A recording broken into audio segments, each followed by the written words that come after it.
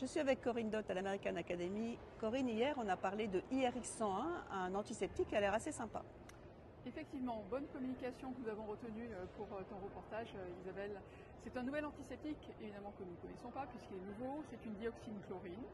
Nous ne connaissons toujours pas plus cette molécule. En tout cas, elle a l'air intéressante pour améliorer la bactéricidie pour nos injections intravitréennes et également le confort pour nos patients. Alors, deux études ont été présentées. La première sur l'efficacité bactériologique, avec une efficacité sur la bactéricidie, les courbes qui sont plus rapides, donc une action plus rapide, un temps certainement de contact un peu plus court. En tout cas, avec une action sur la bactéricidie qui est comparable à la bétadine quand même au bout de 2 minutes. Et un petit truc antifongique, je crois.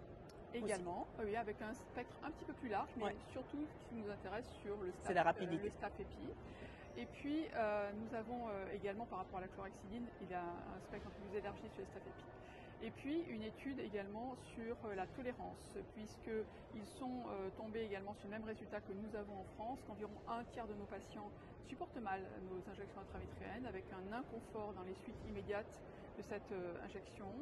Donc, cette étude de tolérance, qui s'appelle RELIEF, a montré une diminution de la douleur post-injection, de l'inconfort, de la douleur post-injection de 50%, et également une amélioration de la surface oculaire avec moins de staining, donc moins de kératite superficielle après les injections. Voilà, donc c'est une nouvelle voie. Pour l'instant, bien sûr, ce n'est pas sur le marché. C'était assez intéressant de le rapporter, je pense, puisque c'est une préoccupation, je pense, quotidienne. Quotidienne et de plusieurs pays sur ces injections intravitréennes. Et puis, nous avons une deuxième communication, même il y a eu 2 communications de suite sur les analogues GLP-1, intéressantes, sur la diminution du risque de la maculopathie liée à l'âge. Également une diminution du risque du glaucome. Parallèlement, il y a peut-être une augmentation du risque de neuropathie optique ischémique antérieure aiguë, comme nous l'investissons actuellement avec le mail que je vous ai envoyé via la SFO.